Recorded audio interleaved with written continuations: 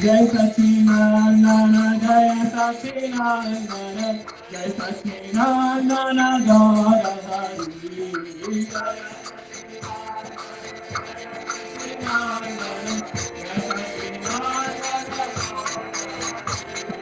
Jai Sachinandana, Jai Sachinandana, Jai Sachinandana, Gaura Hari.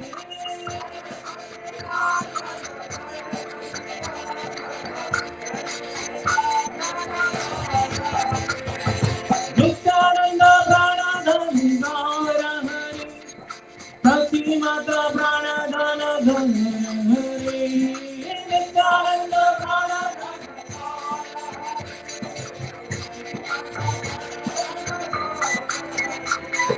Nityananda Pranadhana Gaura Hari, Sati Mata Pranadhana Gaura Hari, Nityananda Gaura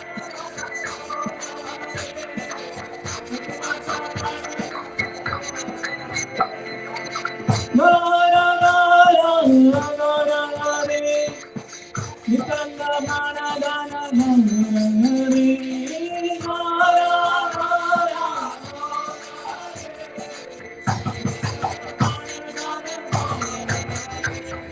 Gaura Gaura Gaura Gaura Hari, Nityananda Pranadhana Gaura Hari,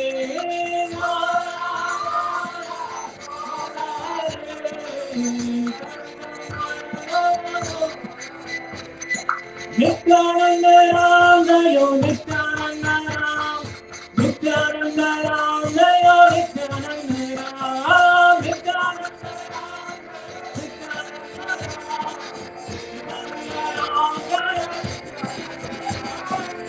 Nityananda Ram, Jayo Nityananda Ram, Nityananda Ram, Jayo Nityananda Ram, Nityananda Ram,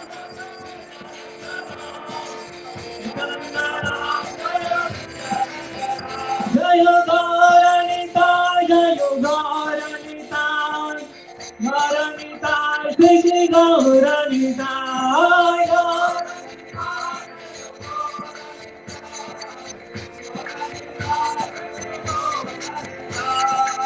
Gauranita, Shri Gauranita, Gauranita, Shri Gauranita.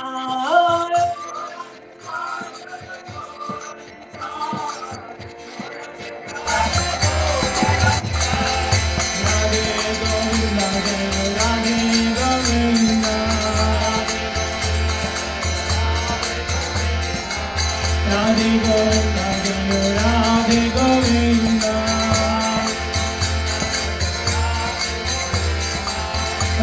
Govinda, Radhe Govinda, Radhe Govinda, Radhe Govinda,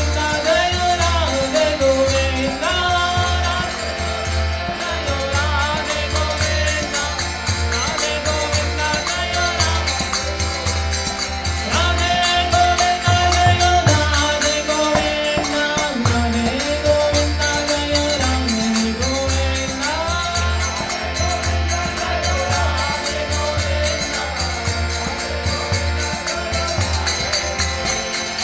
Krishna, Krishna Krishna, Hare Hare, Hare Rama, Hare Rama, Rama Rama, Hare Hare, Hare Krishna, Krishna Krishna, Hare Hare, Hare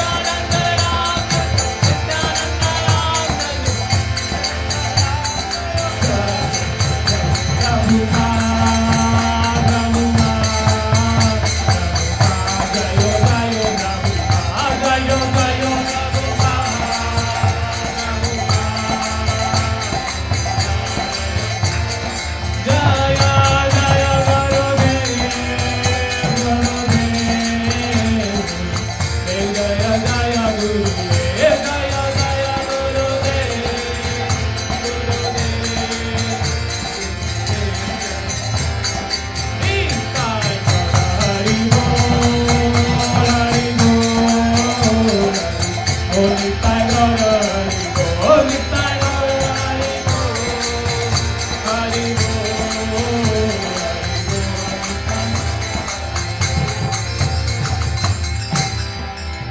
हरिनाम संकीर्तन की नित्यानंद त्रयोदशी महामहोत्सव की जगत विश्व विभाग की शिला गौर में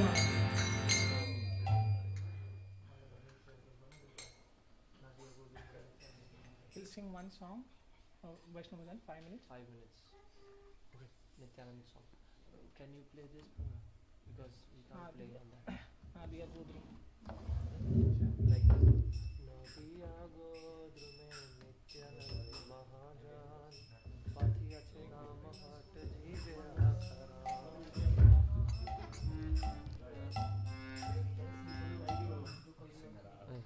Okay. Group में शेयर करें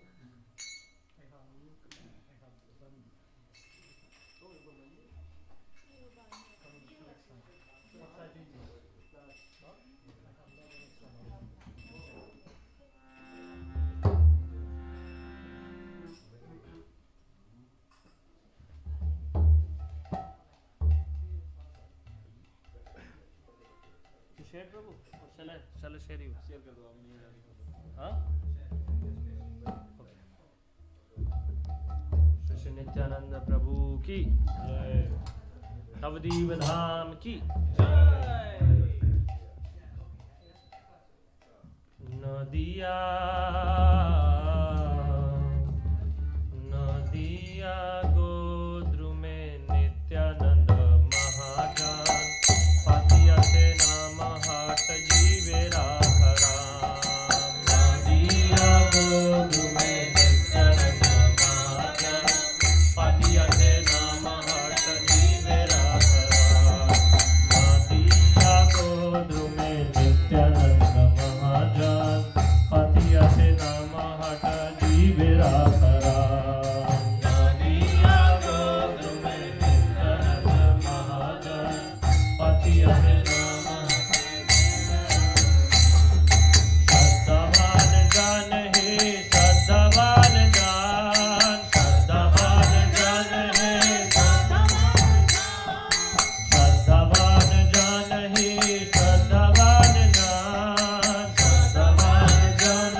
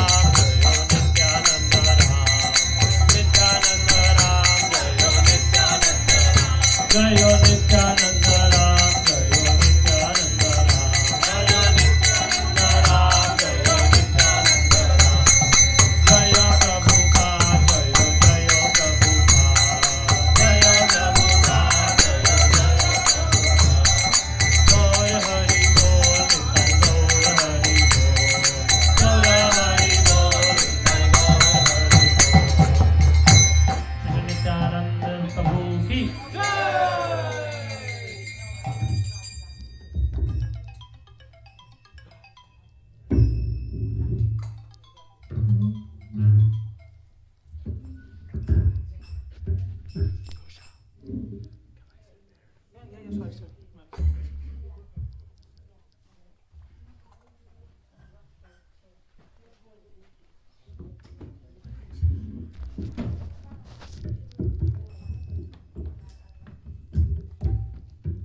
Check the sound if you want something. I can.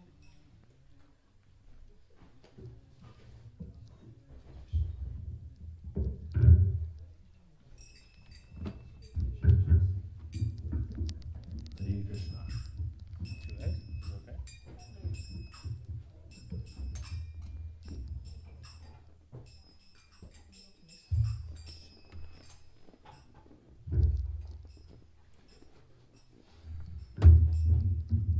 Just go up. Can this go up? It's like loose. Pull that side. Hari Om. Lord Nityananda ki jai.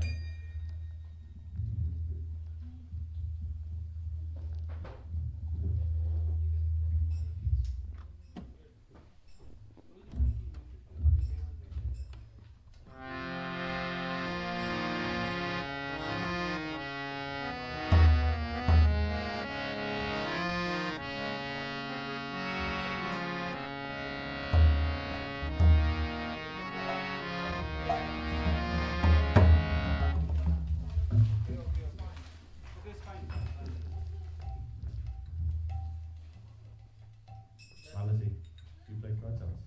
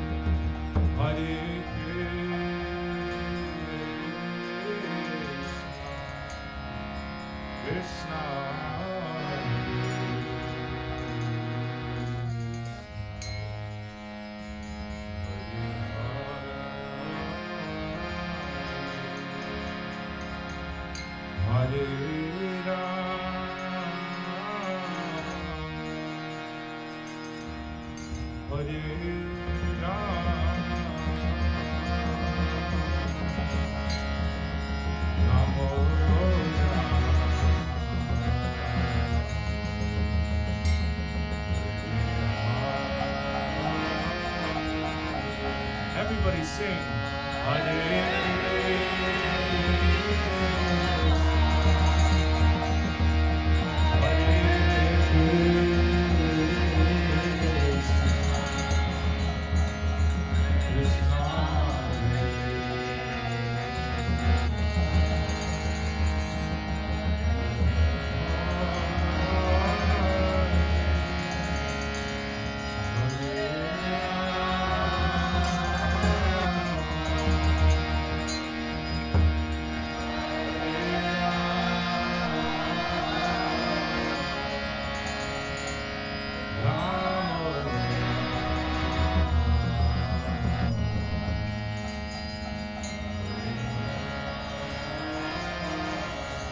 Together again, please. Hare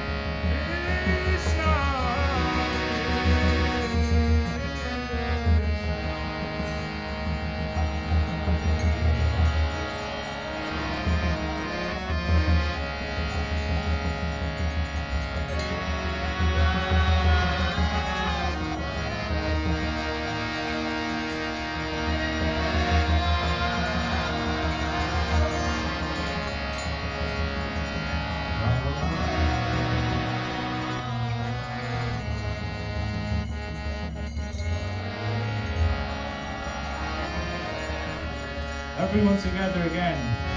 Hare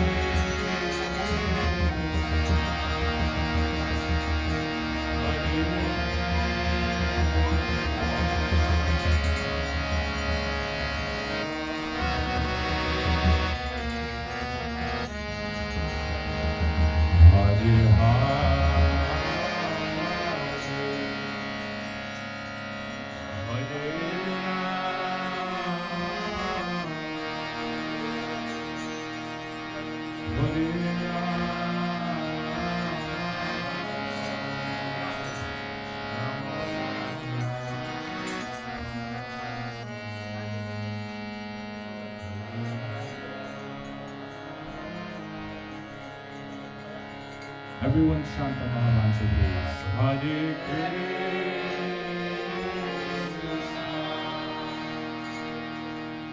Hare Krishna,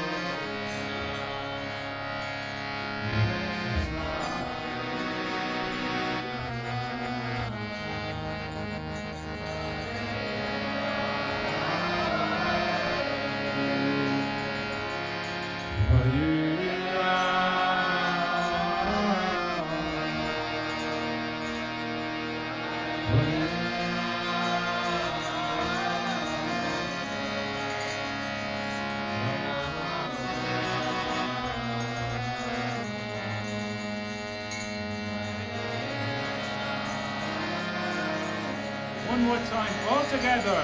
Hare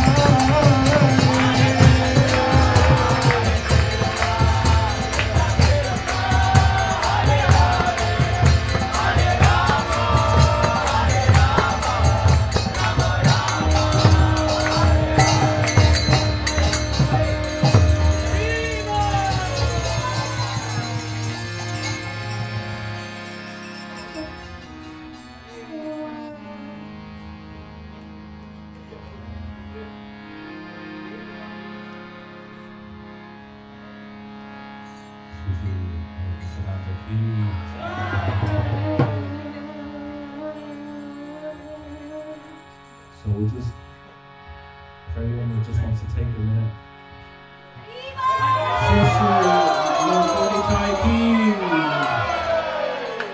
Hari Hari.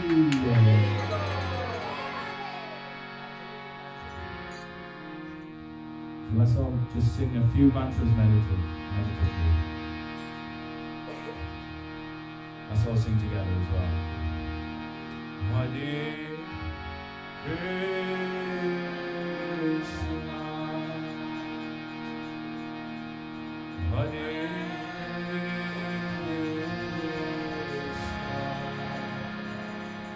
Krishna, Krishna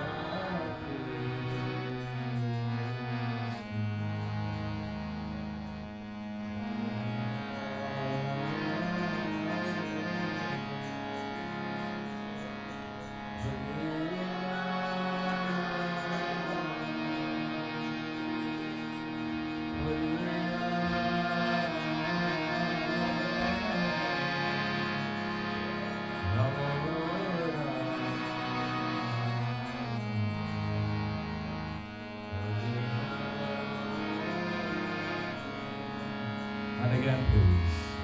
Hare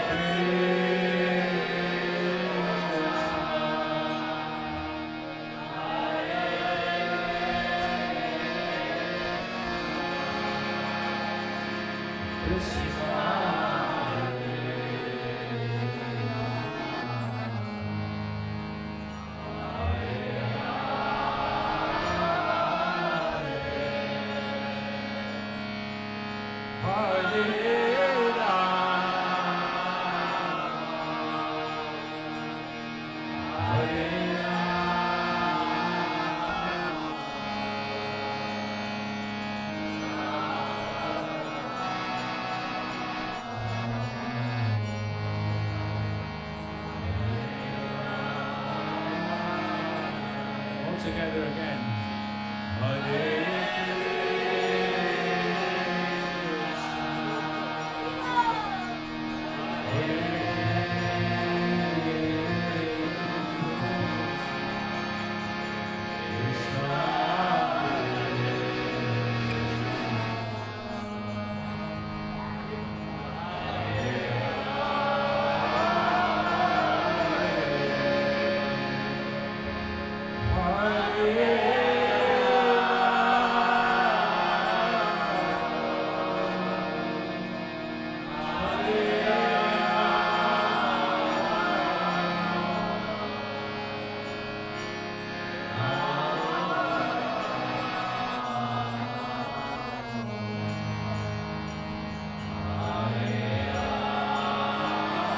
one last time as loud as you can.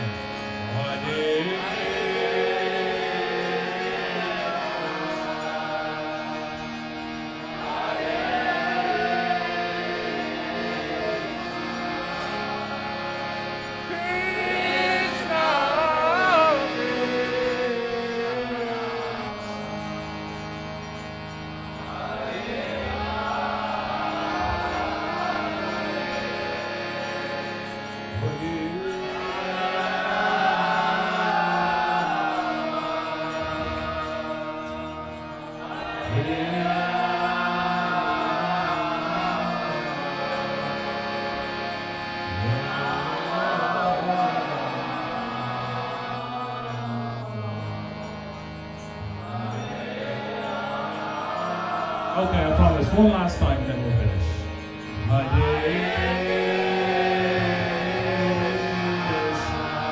Hari Hari Bol.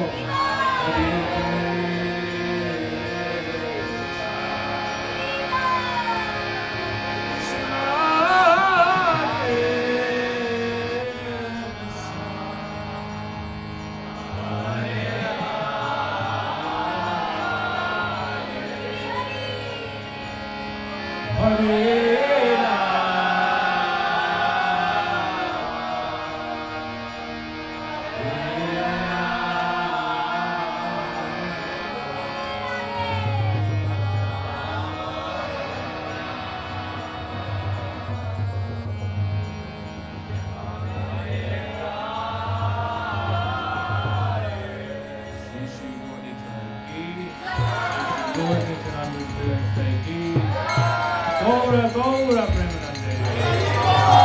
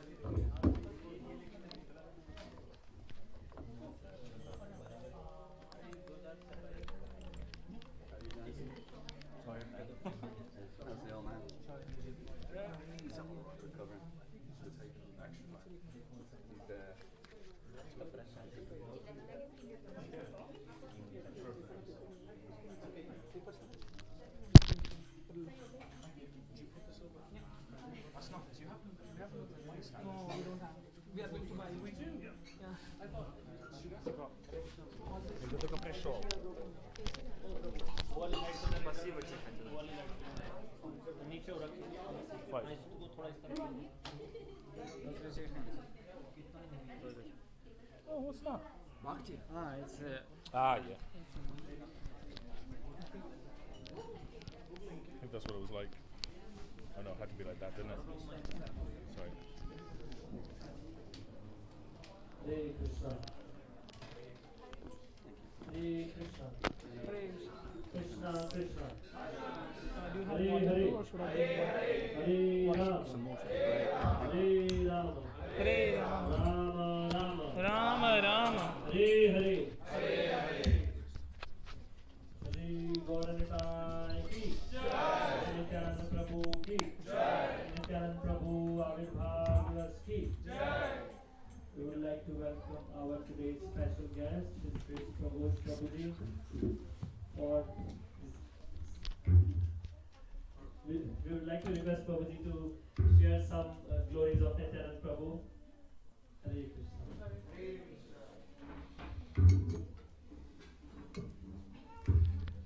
Thank you, Sugati Prabhu.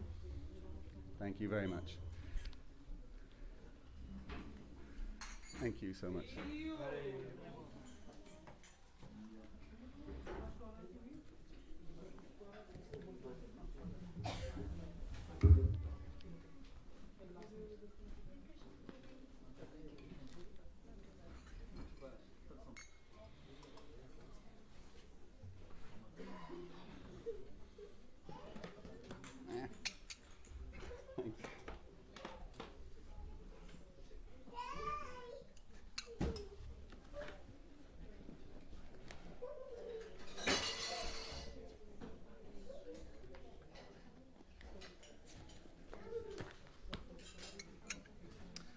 Hare Krishna, everybody. You're very welcome to ISKCONE Dublin's celebration of the appearance day of the glorious Lord Nityananda. Lord Nityananda ki.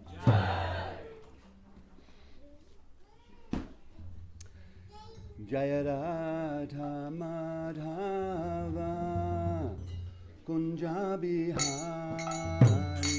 Jaya Radha Madhava Kunja Bihari Jaya Radha Madhava Kunja Bihari Jaya Radha Madhava Jaya Gopi Vallabha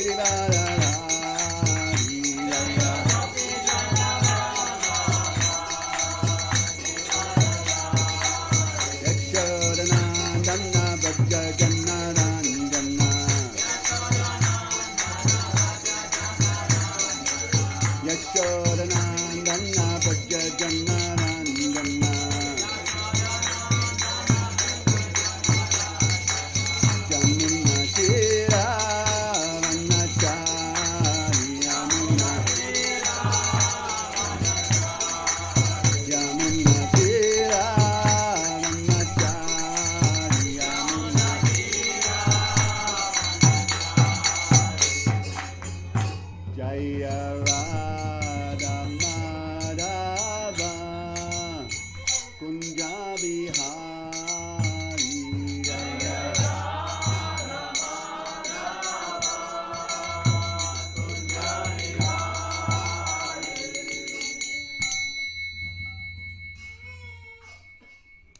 Om Namo Bhagavate Vasudevaya. Om Namo Bhagavate Vasudevaya. Om Namo Bhagavate Vasudevaya.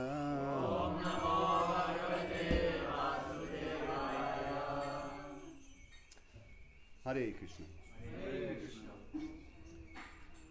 I guess everybody can hear me okay, is it? Or does that need to be a little bit more? Does this tighten more? Can we, or is that as tight as it goes? Or?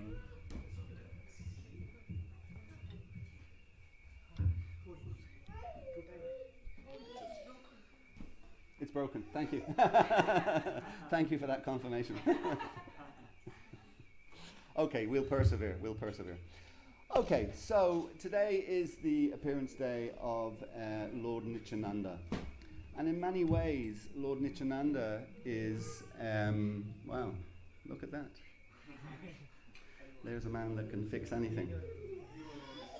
In many ways, Lord Nityananda is, well, he's known as the guru of the entire world. And Lord Chaitanya tells us that anybody, well, actually, I think this was Krishnadas Kaviraj who Goswami who quoted this. He said that anybody who thinks that they can achieve love of Godhead or reach the lotus feet of Lord Chaitanya without going through and getting the mercy of Lord Nityananda, they are living in an illusion. They are delusional. In many respects, we see the same dynamic with Krishna and Radharani, that we cannot approach Krishna and we cannot win Krishna's favor without first of all winning the favor of Srimati Radharani. So it's the very same with Lord Chaitanya and Lord Nityananda. Of course, the pastimes of Krishna and everything to do with Krishna took place over 5,000 years ago. Whereas the pastimes of Lord Chaitanya, Lord Nityananda, they took place only 500 years, a little over 500 years ago. So just to give it some context, Lord Nityananda appeared in around 1474. And he left this world in around 1544. He was around 70, according to our kind of calculation. Most of his adult life was happening. For me personally, I always find this quite helpful to give it context and to understand how everything is literally within touching distance of us. So most of Lord Chaitanya's and Lord Nityananda's adult life was taking place while a certain personality called, and I mentioned him yesterday when we were in the school program. We were at a school program yesterday with Keith and Kaushal, wherever Kaushal is, he's gone. And I actually mentioned this personality yesterday also. And that was Henry VIII in England, in Britain. How many of you have heard of Henry VIII? You've heard of him, right? So his pastimes, Lord Nityananda's pastimes, were taking place on the planet at the same time. And now there's so many books and history books and films and documentaries made on Henry because there is so much information known about that. And likewise, the information may not be, from a material point of view, as detailed and as precise in relation to Lord Nityananda. But of course, from a Shastric spiritual point of view, the information is unlimited and voluminous. But it just helps us to give context. This is not so long ago that all of these pastimes were taking place. So Lord Nityananda appeared in a place called ISKCONE. How many people have been to ISKCONE, just as a matter of interest? You've been? How many? Have you been, Jace? It obviously had a big impact on you, right? Yeah, 5 years old, I remember. Oh, I see, 5 years old. Okay, my apologies, I take it back. I've also been to ISKCONE, and one thing that struck me about ISKCONE, when you go to Bengal, one thing that really strikes you, at least struck me, as you're traveling for hours in the taxi, you know, from Calcutta to Mayapur, is it's very flat. It's very flat land. It's kind of featureless in that sense. However, Ekachakra is not. Ekachakra has hills, and it has a beautiful river there. The Yamuna River it flows through Ekachakra. And it just struck me when I went there. We left at about 3 o'clock in the morning from Mayapur and got there around breakfast time, or maybe a little bit before that. I was told it was one of the good roads in Bengal. The devotee who wanted me to go, he said, "Oh, and don't worry, it's actually one of the very good roads in Bengal." I wouldn't like to see the bad ones if that was one of the good ones. You know, you need to have a chiropractic examination by the time you arrive there. But we arrived there, and it just was very beautiful and very, very peaceful. I'm sure today it wasn't. I'm sure there was lots and lots of people there. But it was very quiet and very peaceful. We went there, and it just struck me as being very, very beautiful. So 1474 was when Lord Nityananda appeared in Ekachakra. And he lived there for the first 12 years of his life. And one of the striking things about him when he was young was that he would encourage all his friends to enact the pastimes of Krishna in dramatic performances as a young boy. And all of the people of Ekachakra, they were completely stunned by two things. One, by his knowledge of these pastimes, because it's not as though when my children were growing up, you know, every evening you would read Krishna book to them. One, to help them learn about Krishna, and two, to get them to sleep. So you would give them all the information about Krishna like that. But Lord Nityananda, right from a very, very early age, before he had been given all that information, he was able to enact all these pastimes. That was the first thing that struck them. And the second thing that really struck them about him as a young boy was that when they were performing these pastimes, and one particular pastime is cited when Kamsa tells Akrura to take Krishna and Balaram away from Vrindavan. And then the gopis, particularly Radharani, is so distressed, and she's just, literally leaving her body out of the distress of Krishna leaving like that. So Lord Nityananda, when this pastime was being performed by his friends, he also was in this morose state, and they couldn't figure out, or they kind of assumed actually, that this wasn't a dramatic performance. He was actually experiencing this. Lord Nityananda was experiencing the same pangs of separation that Srimati Radharani was experiencing in the original pastime that took place 4,500 years earlier. And he did that for all of his youthful life for the first 12 years. That's what he was famous for, and that's what he absorbed himself in, all the pastimes of Krishna, and engaging. And this is, of course, the thing about the Sankirtan movement. He was engaging everybody else. This is the great gift. We're all sitting here now, and you've heard me say this so many times, I guess, at this stage, but we're all sitting here now. Why? Because Srila Prabhupada engaged us in the Sankirtan mission. Well, Srila Prabhupada engaged us in the sense that he came from India to the West to start the movement, and then his followers engaged us to get involved, and then the followers engage other people to get involved, and they simultaneously engage other people. And the whole idea is that the family of Lord Chaitanya, the family of Lord Nityananda, the family of Krishna is ever growing, and we're bringing people into that family. So this is what Lord Nityananda did. And there's that wonderful verse or phrase or statement from Lord Chaitanya, which also I'll talk about a little bit later, when Lord Chaitanya asked Lord Nityananda to return to Bengal. But just the thought that comes to my mind in relation to engaging everybody, and he had the whole of Ekachakra was engaged in Krishna's pastimes like that, and he was a young boy doing this, so he was really empowered. Obviously, he was none different than Lord Balaram. But the phrase or the statement of Lord Chaitanya's is "Ekarki amara nahi pai bolo," and when I first heard that quoted, or first read it, or heard somebody quote it and explain it, it kind of knocked me off my feet. It really stunned me, because Lord Chaitanya, who is a combined incarnation, as we know, of Radha and Krishna, if Krishna's not potent enough, Lord Chaitanya comes as a combined incarnation of Radha and Krishna, so the potency is even increased more and more. And here he is stating, Ekaki Amara Nahi Pai Bolo, that alone I cannot spread this Sankirtan movement. I need all your help. So Lord Nityananda is living that statement by engaging all the people of Ekachakra. But also for us, we should never think that somehow or another we're able to do very much on our own, that we're so empowered that we can achieve X, Y, and Z. No. We need the help, just as Lord Chaitanya said he needed the help to spread the Sankirtan movement, but even more so, as Bhakti Siddhanta Maharaj wrote to Srila Prabhupada in 1936, I think, just a few weeks before he left this world. I think it was 36. He wrote to Srila Prabhupada, the last communication that Prabhupada ever got from Bhakti Siddhanta Maharaj. And he wrote to Srila Prabhupada. Srila Prabhupada had written to him literally within a week of that, which I always find amazing as well. These days we have email, and then if you didn't think email was fast enough, then we have WhatsApp. You know, it's like, oh my God, ping, ping, ping, ping.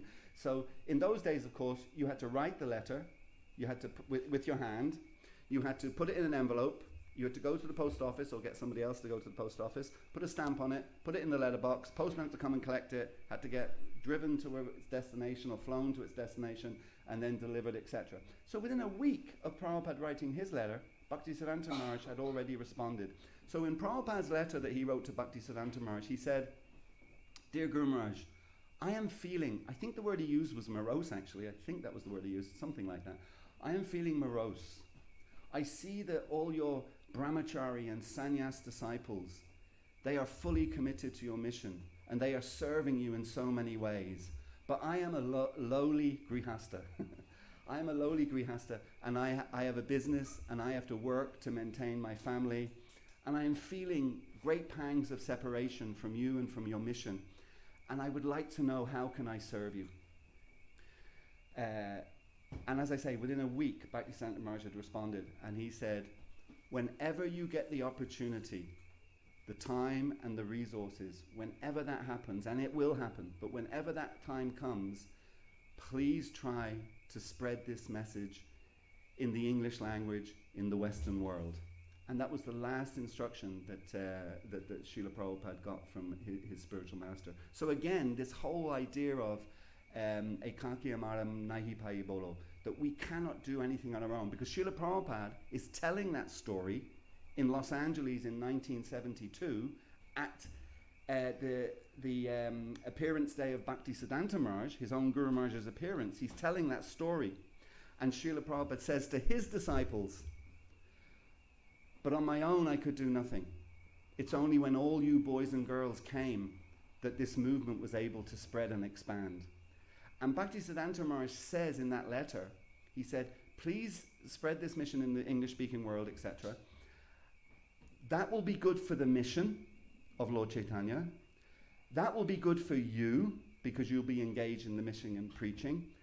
And that will be good for those people that come forward to help you, because they then will be serving not just you, not just me, but they will be serving the lotus feet of Lord Chaitanya and the lotus feet of Lord Krishna. And that will greatly enhance them and give them incredible opportunities to advance in spiritual life that they otherwise would never have had." And I just think that's always something we've got to keep in our minds. It's why we like our Hare Krishna centers, notwithstanding in Ishrath, that's the retreat center, but that's why we like our Hare Krishna centers to be in the city, not to be in the suburbs, not to be in some sleepy place where nobody can visit.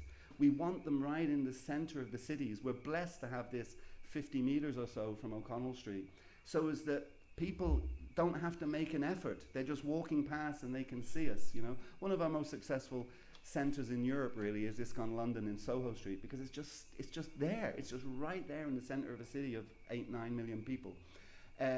So as that we make it as easy as possible for people to connect with this movement. You can think when they walk in the door, going in the restaurant's easy enough, but I suppose if they're looking, I'll tell you a story. When I joined actually in Soho Street, that's where I joined. I went there for the very first time with 3 other people, kind of friends, acquaintances that I'd met in London. They weren't devotees, not at all. And the four of us came one evening, and we were going to the evening program. They would have a talk and some prashadam and the evening arti. One of us, I don't know which of us, one of us had got a card. Someone had picked up a card or handed us a card or whatever it was. So we decided to go. I mean, the main reason we were going was we were broke and we were going to get a free meal. The old free meal is always a good one.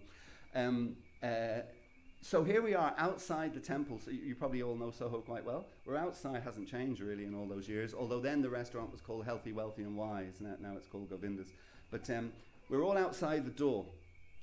And suddenly, we were getting cold feet. It's kind of interesting. We were getting cold feet.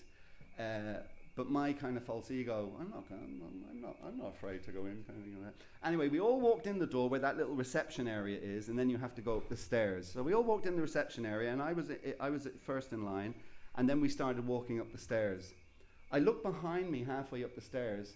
There was only one of my friends left. The other two hadn't bothered to go up the stairs. Got up to the top of the stairs, just as the temple room door is just on your left then, and I was just about to go in the temple room. I looked behind me again, and the other guy was gone. So I ended up being the only one who actually walked in the door. So I'm just thinking here also in Dublin, you come in the main door, going in the restaurant, it's kind of easy enough. There's a big window there, they can still see the street outside, so that'll give them some sense of comfort, But coming up these stairs, there's no windows, big long stairs, I can imagine for a first timer that can be a kind of like a little bit intimidating, to actually, particularly for a Westerner, for maybe people from an Indian background and know it's a temple, it's not such an issue, but for a Westerner it can be quite an issue to get up those stairs. So we always should be conscious of that actually, and try to make it as non-intimidating as we possibly can. But anyway, the point I was just making was that having places in the city centre, that's the opportunity to engage people in this movement. And I just found that such a powerful message from Bhaktisiddhanta. It will be good for the mission of Lord Chaitanya, it will be good for you, Srila Prabhupada, and it will be good for those who help you. So we've always got to try to get people to help us with this mission for those same two reasons. The first reason, we need the help. How many times have you been out in Harinam in Dublin here, and you've got one singer who's maybe not the best singer in the world, a madonga player who's maybe not the best madonga player in the world, and a cartel player who's playing the cartels out of tune or out of time, We need help, we want to have, one time I was on a Harinam in Calcutta. It was the 50th anniversary year of ISKCONE. So that was 2016, I think that was, wasn't it, 2016? It was the 50th anniversary of ISKCONE. There was a big festival in the Netai Chandra Bose Stadium, was it? A basketball stadium that held 20,000, and we filled it twice. We actually filled it twice for this festival that we were having. But prior to that festival, and there were so many devotees there, loads of devotees from India, of course, but also from all around the world. And that festival was in the, at least the one that I attended was later in the afternoon. So kind of around lunchtime, we went out on Harinam in Calcutta, and there must have been about 2,000 devotees on that Harinam. It was the most extraordinary experience to have that tour de force walking through the streets of Calcutta, chanting the holy names, with expert madonga players, expert cartel players, expert singers, It was just so powerful. So yeah, we need the help. So that's the first reason. We need the help. But secondly, we're then engaging people in the service of Lord Chaitanya, and you're basically stopping their karma right there and then. And they are now on the path back to Godhead. I was reading yesterday or the day before, and I've already forgotten where I was reading it. Oh, we were reading it was Monday actually. It was we were doing Bhakti Shastri session with a man who was there at Moksha. He's not here at the moment. And we were reading where Srila Prabhupada, he was glorifying George Harrison actually. He was saying, one of our friends, and he didn't name him by name, it was interesting, one of our friends, an English musician, likes to chant Hare Krishna. He has even put Krishna's name in some of his songs. And he was glorifying George Harrison for that reason. And then he said, because in the Nectar of Instruction we're talking about Kanishta devotees, Majjhima devotees, and Uttama devotees.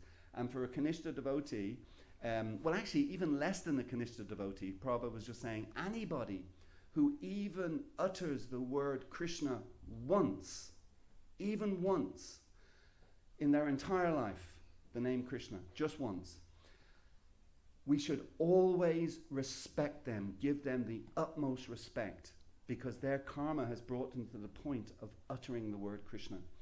And they are way above, I think was the phrase Prabhupada used, they are way above that person who's just uttered the name of Krishna once. They are way above the general population.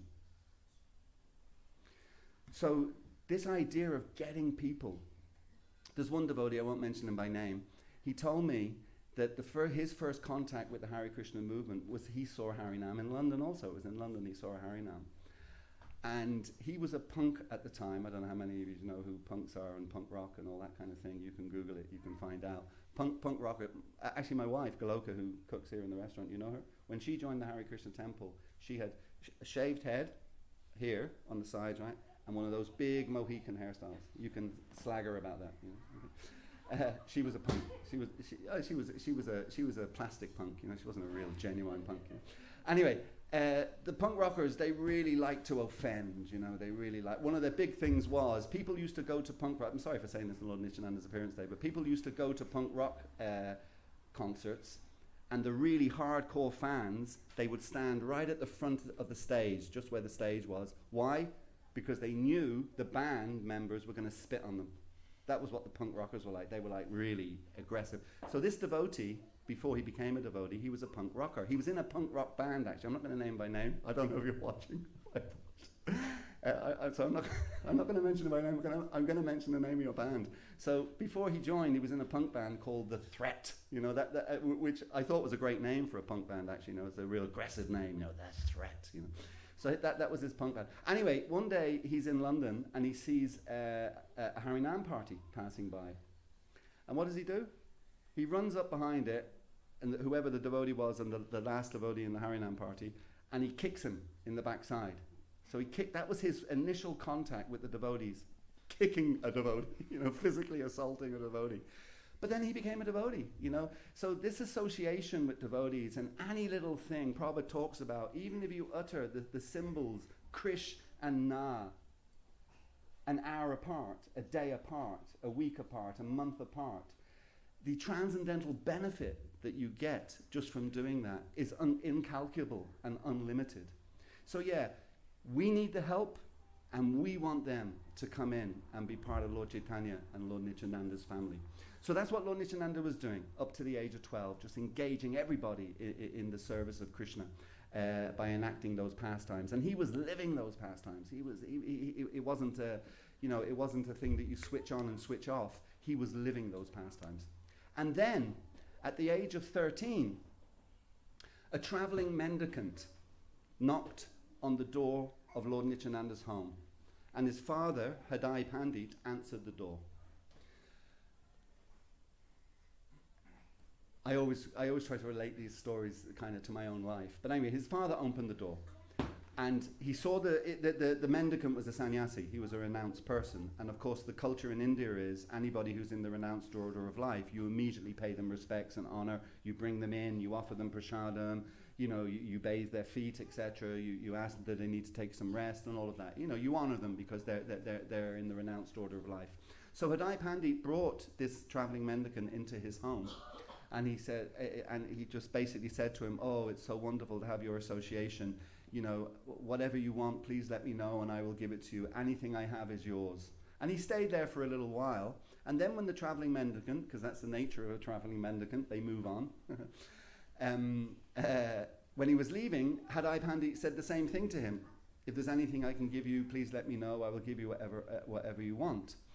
And the traveling mendicant said, "Well, actually, I'm a simple guy.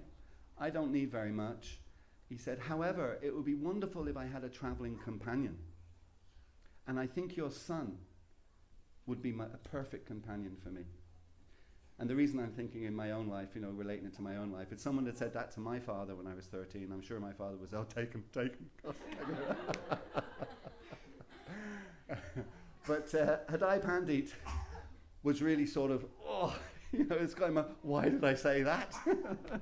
He wants my son, you know, why did I say that?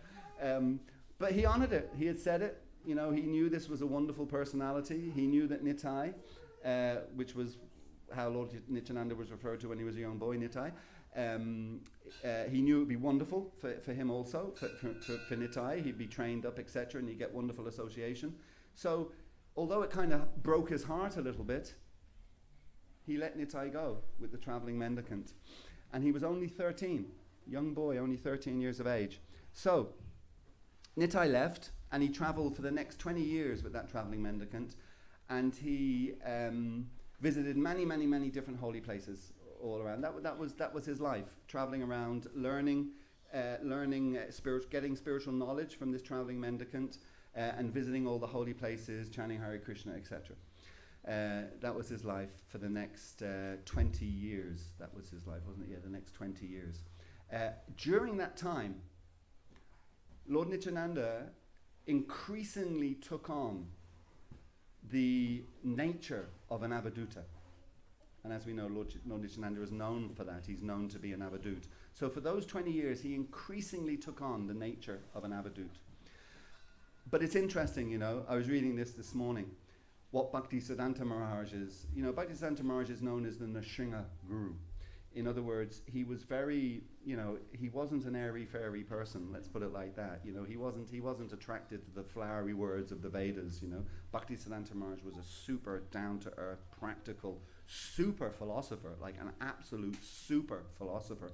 I mean, for a man whose first language was Bengali and then I guess Hindi or whatever, English was not his first language. Anytime I read anything that Bhaktisiddhanta Maharaj has written, I need to have a dictionary beside me, because he's using English that I just had never learned, and English is my first language. It's quite incredible.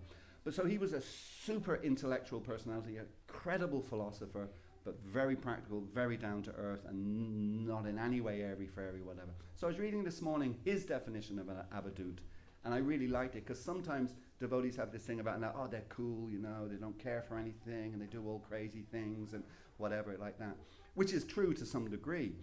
But Bhaktisiddhanta Maharaj's definition was somebody who behaves in such a way as if they do not have any material senses. In other words, the senses are not pulling on them. They have no attraction to them. They have no interest in them. So that's basically, as we learn in Nectar of Instruction, Vacho Vegam, it's basically the tongue, the belly, and the genitals. Total control of the tongue. And Prabhupada tells us how we control the tongue, by only eating Krishna Prasadam and only speaking Krishna philosophy, or the names of Krishna like that. That's how you control the tongue. And once you control the tongue, you will automatically control the belly, and once you control the belly, you'll automatically control the genitals. So Bhaktisiddhanta Maharaj was saying that is the definition of an avadhut, a person who is not affected by the pull of the material senses. And I just thought, that's a wonderful definition of an avadhut. If you can do that, then you have license to do all sorts of crazy things. You know, we have the story, of course, of Rishabdev in that context, and just disconnecting himself from society and the social orders, if you like. And of course, a sannyasi, that's meant to be what a sannyasi does when he takes sannyas. He disconnects himself from social life in the world. So Lord Nityananda, for those next 20 years, traveling around all the holy places, he was increasingly manifesting the symptoms of an avadhut like that. But at the age of 32, let me get this right now. At the age of 32, he was in the place called Parampur, I think it was Parampur or something like that. He was in, and he met a devotee called Lakshmipati. And Lakshmipati, when he met Lord Nityananda, he started to have visions of Lord Balaram. And this convinced Lakshmipati that Lord Nityananda is an incarnation of Lord Balaram. And they had some communication. Actually, it's again, this is why I say spiritually it's all very clear. Materially, records weren't maybe as precise as they were maybe kept in India as they would be kept, you know, certainly nowadays. And but it is referenced that Lakshmipati initiated Lord Nityananda during this time. But he had this vision of Lord Balaram as soon as he met Lord Nityananda, and that convinced him that Lord Nityananda was none other than Lord Balaram. And then Lord Nityananda traveled to Vrindavan. Can you imagine that, actually, by the way? You know, in our modern life now, Sugati Prabhu was just telling me he's going to India in a few weeks. I also go to India in a few days, actually. But we complain getting on an airplane. You know, oh, the seat isn't comfortable enough, you know, you got someone beside you snoring or whatever the case may be, you know, and we find it austere traveling there on an airplane. In Lord Nityananda's time, it was all on foot. So he eventually makes his way to Vrindavan, arrives in Vrindavan, and as soon as he arrives in Vrindavan, and of course given his avaduta nature, and I've seen people do this in Vrindavan, and I'm sorry, I have a cynical Western mind, you know, I find it very difficult to accept that they're on that platform, but sometimes you will see that, you know, sometimes you will see people even in a taxi, they're in a taxi from Delhi, and they tell the taxi driver to stop on the, you know, the kind of boundary, if you like, or when you're entering Raj, you know, and they'll tell them stop, and they'll get out and they'll start rolling around or something. So, you know, maybe I'm committing offences, maybe they are, you know, avaduts, proper avaduts, but somehow or other I struggle to buy into that one. But that's what Lord Nityananda did. When he arrived in Vrindavan, he was rolling around in ecstasy. He had eventually arrived in the land of Krishna. And when he did that, he then started to get visions of Lord Chaitanya. And in those visions, Lord Chaitanya was encouraging him to participate in the Sankirtan movement. And that was interesting because it was at that point then that Lord Nityananda shed his avadut nature, because now he had to get involved in the preaching of Krishna consciousness. So he's in Vrindavan, he's only arrived, and when he arrives, he gets this vision of Lord Chaitanya, and Lord Chaitanya basically telling him, I need your help, and that goes back to the Ekaki Amara Nahi Pai Bolo verse, you know, that Lord Chaitanya, I need your help. Now this is God, this is the Supreme Personality of Godhead, but he's saying, I need your help. And he wants Lord Nityananda then to go to Bengal, to Navadvip. So then Lord Nityananda sets out to Navadvip. Now, how did he get to Navadvip? He walked. We're talking walking Delhi to Calcutta and more. Can you imagine? I mean, the Rajdhani Express is austere enough, you know. How many people have ever been on the Rajdhani Express? Yeah. Oh my God, the Rajdhani Express. So that's austere. Lord Nityananda's walking. And he's walking through forests and, you know, marshes and all sorts of incredibly difficult terrain to reach Bengal. And then he reaches Bengal and he meets Lord Chaitanya for the first time. At this stage, he's 32 years of age, Lord Nityananda, and Lord Chaitanya is about 20. So there's quite an age difference, actually, 12 years. And they meet and they embrace. And the exit is described that they both were crying torrents of tears. They were creating rivers, you know. There's that famous song, Cry Me a River. Maybe that's where it came from when Lord Chaitanya met Lord Nityananda. They were crying, both of them, from each eye. So we had 4 rivers flowing, you know, from the tears that were coming, from the ecstasy that they were feeling in each other's association. And then another amazing thing, I think that's so instructive for us, at least it's very, very instructive for me. And that is that Chaitanya Charitamrita declares that Lord Nityananda is none other than Lord Balaram. And of course, Lord Chaitanya is none other than Krishna. Well, actually, he's a combined incarnation of Radha and Krishna. But Lord Nityananda is none other than Lord Balaram. And Lord Balaram, Lord Nityananda, they are the guru for the whole world. They are the spiritual master for the entire world. So Lord Chaitanya knew this. He knew this was the role of Lord Nityananda. So what happens, at least once a year, but what happens when you meet your guru? You offer him glorification. And officially once a year at least, on his birthday, on his appearance day, you have a Vyasa Puja ceremony. So you have a Vyasa Puja ceremony. So when Lord Chaitanya met Lord Nityananda, what did he do? He immediately arranged all the paraphernalia for a Vyasa Puja ceremony. And then he kind of tricked, I think, Lord Nityananda to some degree, to get him to sit on the seat, the asan. And then he started to perform Vyasa Puja, offering him different arti and different paraphernalia and all this. And immediately Lord Nityananda jumped off the seat and started kind of wrestling with Lord Chaitanya to put Lord Chaitanya on the seat to worship him, because Lord Nityananda said, no, you're Radha and Krishna, you're Lord Chaitanya, you know. I can't get worshipped ahead of you. That's ridiculous, you know. So, and they were constantly battling with each other as to, you know, both of them wanted to be the servant and they were constantly trying to push the other to be the master and to receive all the worship. So again, for us, it's so instructive that we shouldn't be looking to be glorified and worshipped. We should be looking to glorify and worship others engaged in Christian service like that.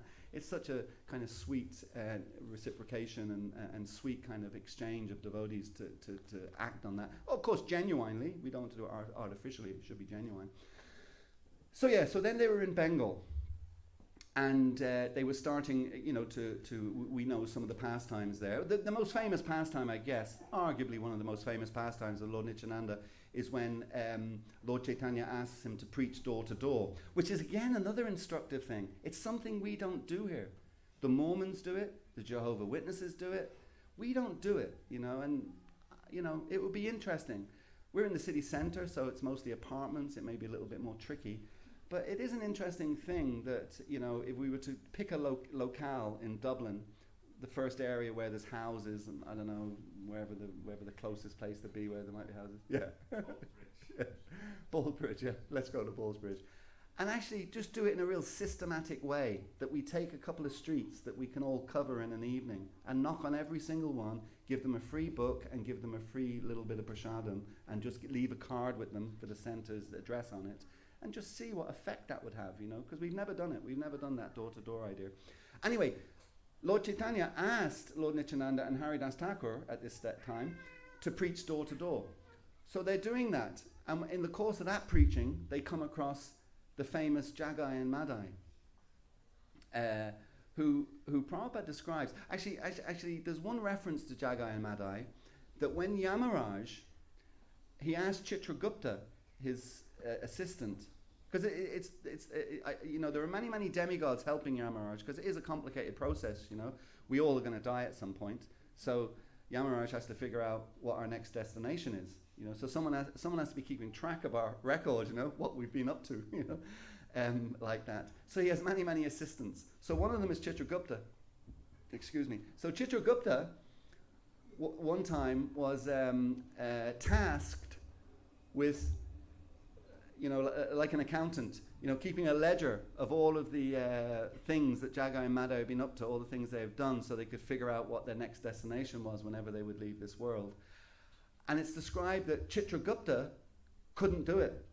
It was just too much for him. There were so many, bad things going on in their lives. It was just impossible to list them all and keep them all. And basically what happened to Chitragupta was he became exhausted and he fainted because it was just too difficult. So that was what Jagai and Madai were like. And I think Prabhupada talks about Jagai and Madai, that, we think in our modern history, we think of quote unquote demons like, who do you think you're kidding, Mr. Hitler? Mr. Hitler and a few others of that nature. And we see them. I think there's a few Ukrainians in the world. I think, it's very interesting that one of the demons in Krishna's Leela is Putana. Huh? And that's only because I think you put an A on the end when it's female, right? So okay. So Prabhupada was talking about the kind of modern day demons that we have, and I think he did mention Mr. H. And he was saying, but what you've got to understand is, in the pastimes of both Krishna and Lord Chaitanya, these modern day demons they wouldn't even register on the scale of demoniac activity compared to Hiranyakashipu, compared to Ravana.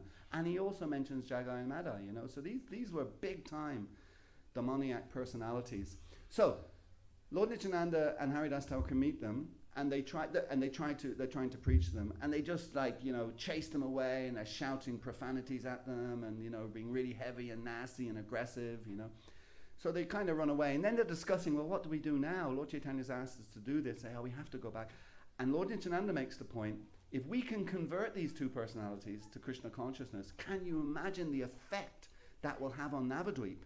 It will just have this incredible effect on Navadvip if we can convert the two biggest rascals in the village, in the area. So they go back for a second attempt. And on the second attempt, the same thing happens, only this time, Madai takes up a clay pot, and he hurls it at Lord Nityananda, and it hits Lord Nityananda on the head and draws blood.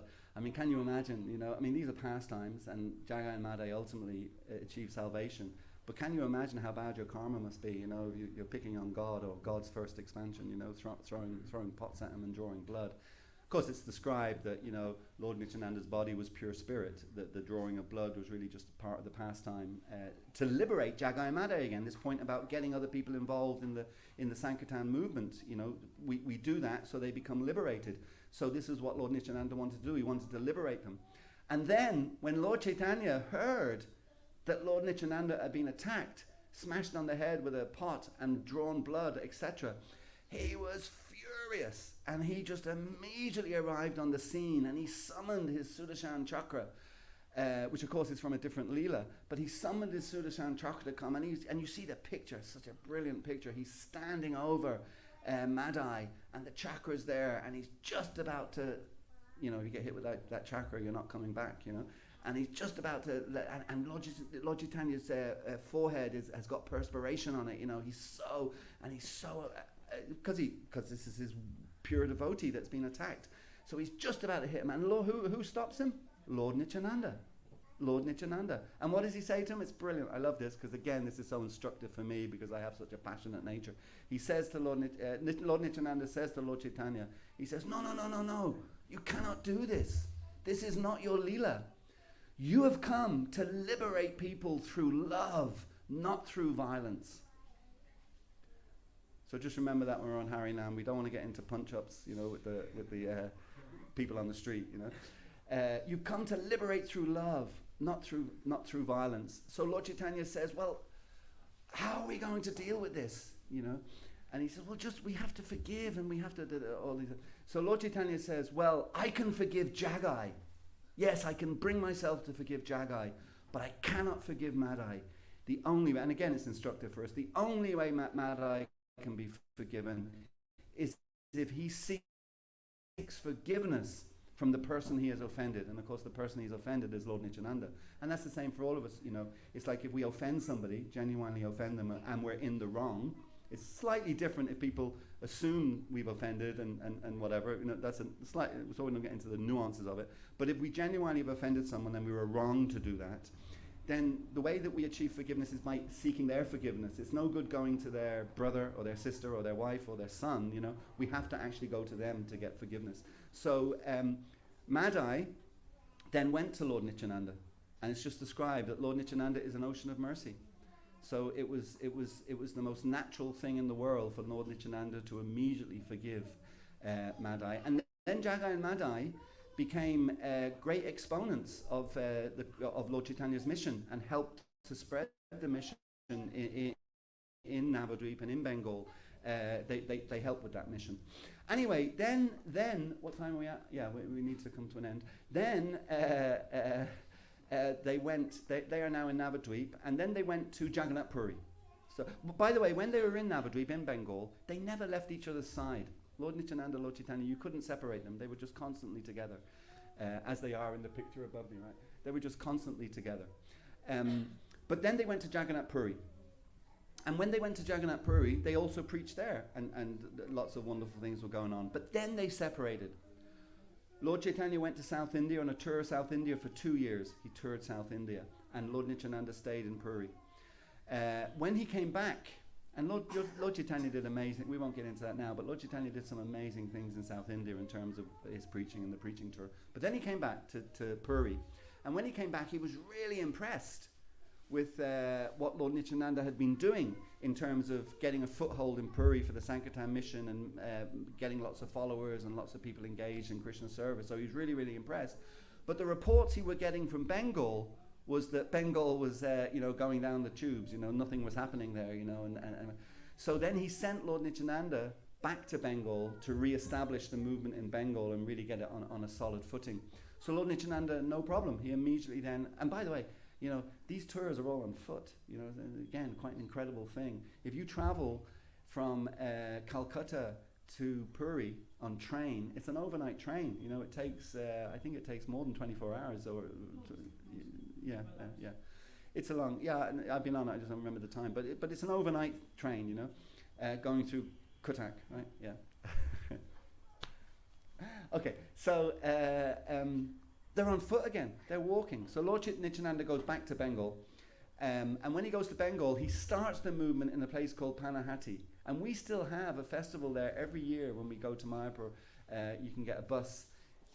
You don't have to walk. You can get a bus. You're probably better off walking. The bus is an absolute nightmare. But anyway, you can get a bus to the Panihati festival. And that's where Lord Nityananda met Raghunath Das Goswami. And Raghunath Das Goswami was the wealthy Goswami. And he wanted to help Lord Nityananda.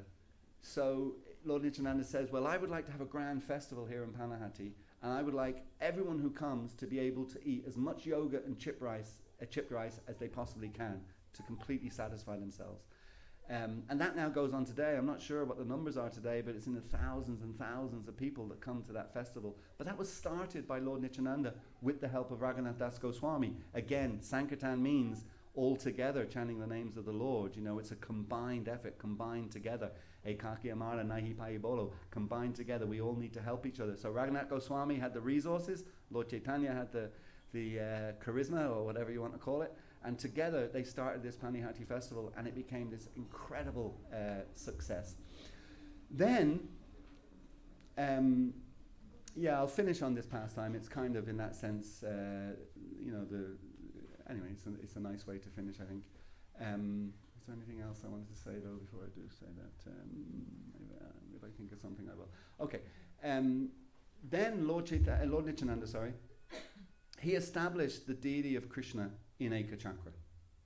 And this is very interesting pastime, because it's said that that deity floated down the Yamuna River and went into the Kadamba Kari Ghat, I think it's called Kadamba something. I think it's Kadamba Kari Ghat. And the deity was floating in the Ghat at ISKCONE. And Lord Nityananda, he took that deity, Bankima Roy deity, he took that deity and he installed it there in ISKCONE.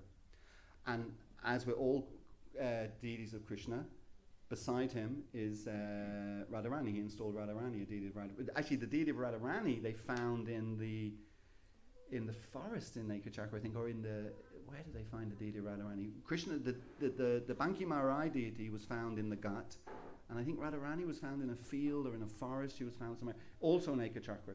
So Lord Nityananda said, this is Krishna's arrangement, Krishna and Radha. So he installed both of them. He established a temple there in ISKCONE. It's still there today, because it's only 500 years ago. It's not thousands of years ago. It's still there today, and you can see the deity of Banki Marai and Radharani. However, there's a third deity there now as well, because when Lord Nityananda came back to ISKCONE, it was when he came back. No, it wasn't when he came back from ISKCONE. It was still in Bengal, actually. I think it was still in Bengal, wasn't it?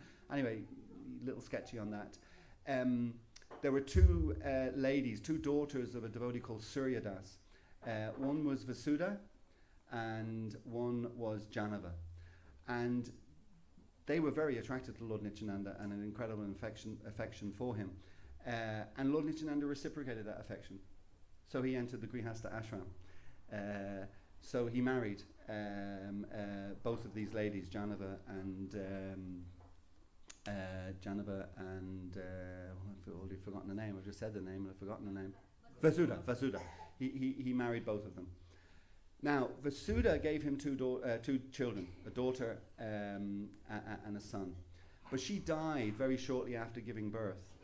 And Janava, she took full responsibility for those daughters, and she raised them as though they were her own. But what the really interesting thing about Janava Mata is that she became an extraordinary Vaishnavi. We have a little bit of a topic in ISKCONE that we're, let's say a little unclear on, as to whether it should or shouldn't be the case, what's known as Vaishnavi Diksha Gurus. Janava was a Vaishnavi Diksha Guru, but she was not just a Vaishnavi Diksha Guru. She had devotees like Narottam Das Thakur, Shyamananda Pandit, following her. She wasn't just a guru, she was the leader of the Vaishnav community. She was an incredibly empowered personality. And India is an interesting place because, when I was growing up, you had Indira Gandhi was the Prime Minister. Currently you have, what's her name? No. You have Modi's a man the last time I checked. Yeah. No. Mamamta Banerjee. Who said that? Who said that? Hands up. Who said that? Thank you. Mamamta. So she's in charge. She's in charge of West Bengal, the First Minister. You also had, was it Sheila Dixit in Uttar Pradesh? In Delhi. She was in charge there. It's quite an interesting thing, you know, that you have all these. But here we have, going back to Lord Nityananda's time, Janava Mata leading the Vaishnava community. She was the most prominent Vaishnava or Vaishnavi in the whole community. Not just that she was, you know, a guru. She was like the acharya, if you like, of the whole community, and everyone was following her. Very incredibly powerful stuff, you know. So she was the wife of Lord Nityananda, which I guess you would get incredible empowerment from, just being the wife of Lord Nityananda. And then the final pastime then, because I'm over time, the final pastime is Lord Nityananda's departure from this world. It's always kind of a sad thing, if you like, or a thing that we don't always dwell on, and rightly so, how Krishna left, how Lord Chaitanya left, etc., etc. But it's described that the way that Lord Nityananda left was he merged into the deity that he had installed in the temple in Ekachakra, Bankima Roy deity. He merged into it, and that's how he left this world. But because he merged into that deity, then it becomes kind of a combined deity of Lord Krishna, Bankima Roy, and Lord Nityananda. Then the followers of Lord Nityananda, the third deity that you will find on that altar when you go and see it in Ekachakra, is a deity of Janava Devi. She's the third deity. So you have Krishna in the middle, Radharani on one side, and Janava Mata on the other side. So they're the pastimes of Lord, some of the pastimes. Lord Nityananda, like Lord Chaitanya, like Krishna, the pastimes are unlimited. But they are some of the pastimes of Lord Nityananda on his appearance day today. An incredibly inspirational personality, and fun personality, actually, as well. A real kind of fun personality. You know, Prabhupada was famous for saying, Krishna consciousness is not an artificial imposition on us. It's our natural state. It's our natural consciousness. The consciousness that we've adopted by coming to this material world, that's an artificial consciousness. But Krishna is our natural position, our natural state. And that's why when you read about these personalities, everything is natural. And everything flows so sweetly. You know, it's not something artificial or something they have to force or whatever. It just comes so natural like that. And if we follow in their footsteps, that's what it will be like for us too. It will just be a natural way of life, you know, the Krishna conscious way of life, as long as we follow in the footsteps of these wonderful personalities. I'll stop. I'll ask for anybody has a question or a comment. We can maybe just take one if there is a question or a comment. A question or a comment from anybody? What was the name of the deity? Bankima Roy, R-A-Y-A. B-A-N-K-I-M-A R-A-Y-A. Bankima Roy. And it came down the Yamuna, passing by Ekachakra, and then went into this ghat. I think the ghat was called Kadamba Karini, I think. And that's where the deity was found, like that. And Lord Nityananda just took it as Krishna's arrangement and installed it there in Ekachakra. But I would advise you to go to Ekachakra, because it's actually a very beautiful place. Yes, Prabhu. Why this deity be called Bankima Roy? Krishna has unlimited names. So it's just another name for Krishna. But why that specific deity, I'm not sure. We can check and find out specifically. But yeah, Krishna comes in so many different forms, and he has unlimited names, as we know. So yeah, it's just a name for Krishna. Maybe I thought that it is like some other form of Krishna, like Lord Chaitanya or something. So that's why I asked. Okay, no problem, and we can find out exactly. We can find out that detail exactly. Okay, thank you all very much. Lord Nityananda ki, Srila Prabhupada ki, ISKCONe Dublin ki, Go Premanandi, Hari Hari Bo, Jai.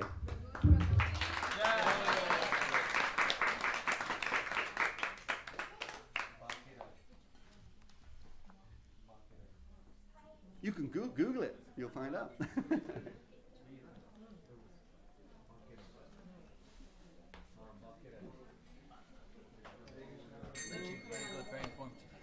What's that?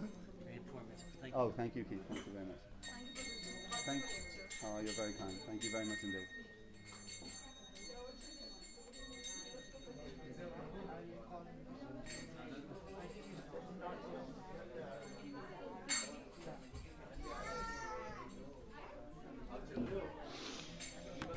Thank you, Joseph.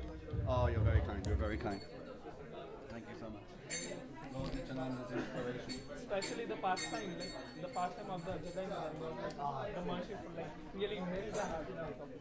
And especially Ekshatra is very connected from Mahabharata as well. This Connected from. Mahabharata. Oh, yeah. It was like the chakra which Krishna left.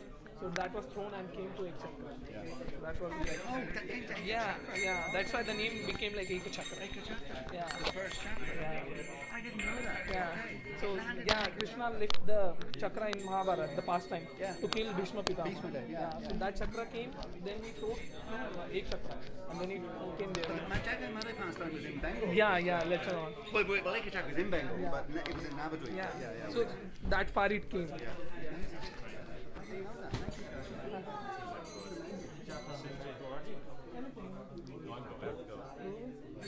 Thank you. No, I give the talk. I don't dominate. You can sing that over.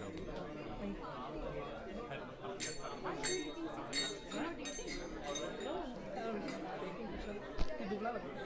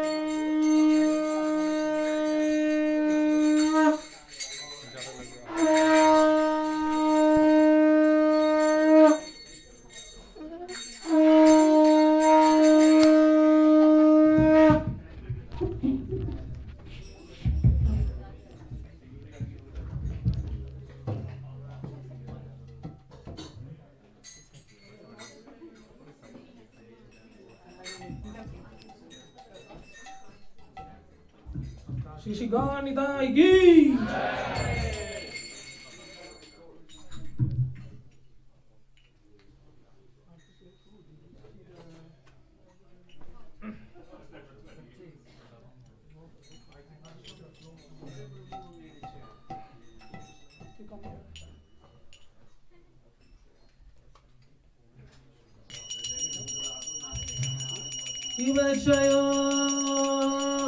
Jayo Gara Chande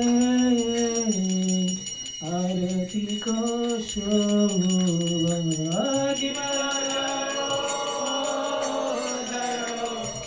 Jayo Gara Chande Arati Ko Shobha Shiva Jayo Jayo Gara Chande Arati Ko Shobha Shiva Jayo Jayo Gara Chande Arati Ko Shobha Janavita Shiva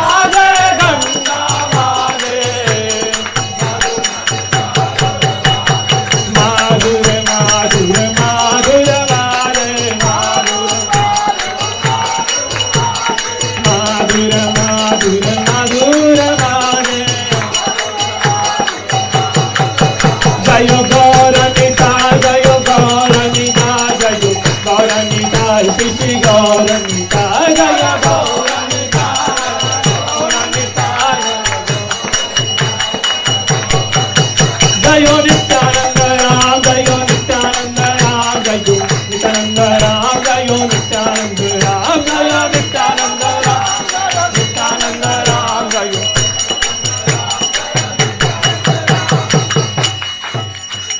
Eva Bahu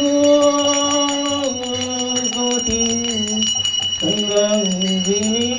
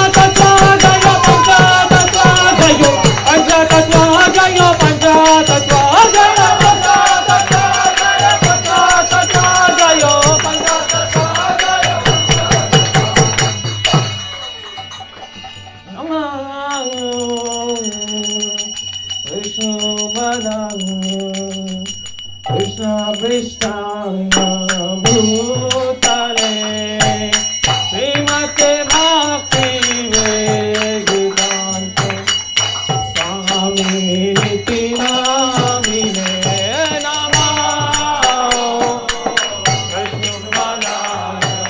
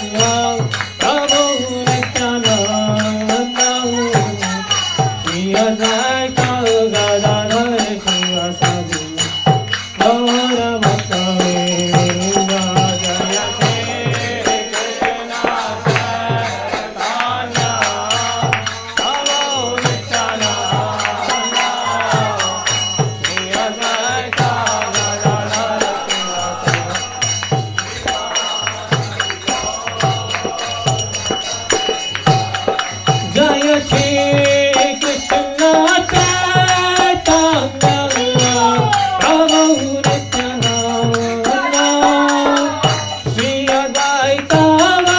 Trayodashi, Nityananda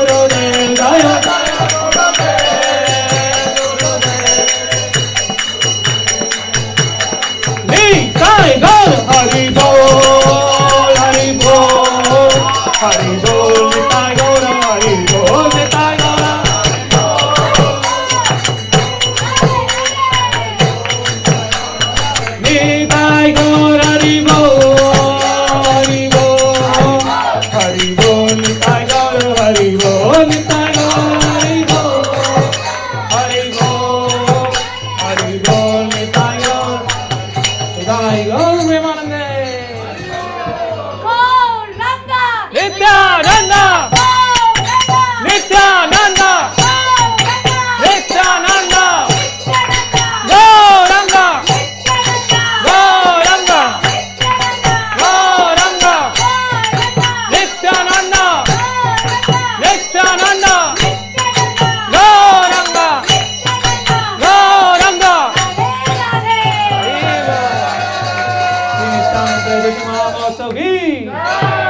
Everyone can go down to offer the obeisances to Lordship.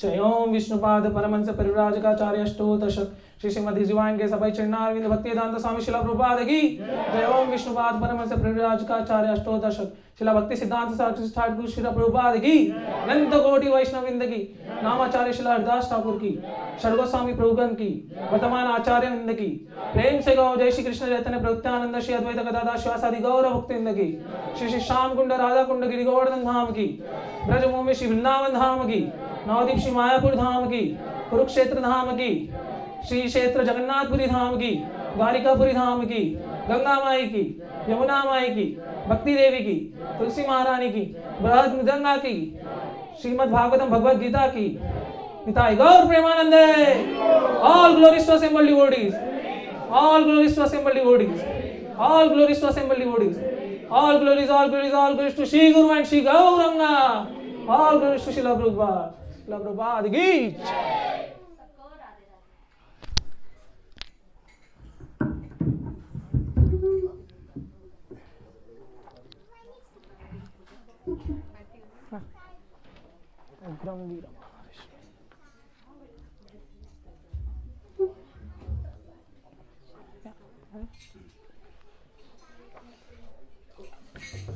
उग्रं वीरं महाविष्णुं ज्वलन्तं सर्वतोमुखं नरसिंहं भीषणं भद्रं मृत्युं नमाम्यहम् उग्रं वीरं महाविष्णु ज्वलन्तं सर्वतोमुखं नरसिंहं भीषणं भद्रं मृत्युं नमाम्यहम् जय नरसिंह श्री नरसिंह जय जय श्री नरसिंह प्रह्लादेश जय पद्मा मुख पद्मा भृंग जय नरसिंह श्री नरसिंह जय जय जय नरसिंह प्रह्लादेश जय पद्मा मुख पद्मा भृंग नमस्ते नरसिंहाय नमस्ते नरसिंहाय नमस्ते नरसिंहाय नमस्ते नरसिंहाय नमस्ते नरसिंहाय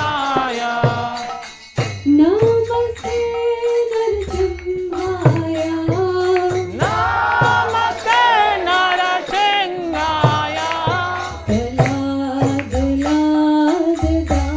लाददायिने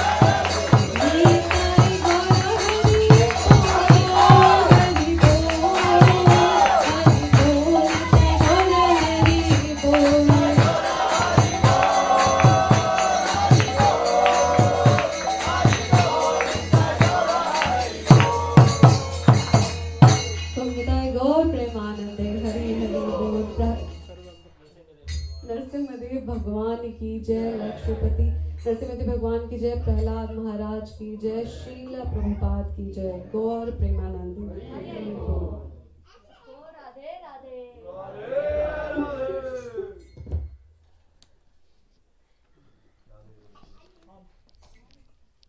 Hare Krishna. So I would like to thank you all for joining today in today's celebration of the appearance day of Shri Nityananda Prabhu. Now we will be going for next part of the program, the last part of the program, which is Mahaprasad. Mahaprasad ki Jai! So Mahaprasad will be served in the restaurant, but we have to maintain the cleanliness, okay? And you can help in maintaining the cleanliness. Hare Krishna.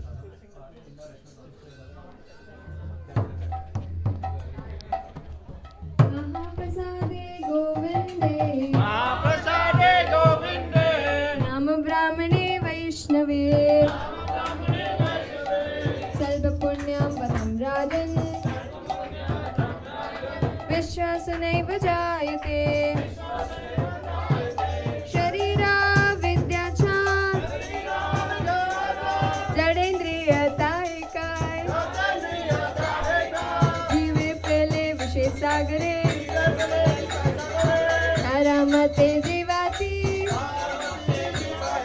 लोभो माया सुदुर्मति, डाकिने डाकडिन संसारे, कृष्णा बड़ो दयामय, करी बारे जीव जाय, प्रसाद दिलो bye, से नाम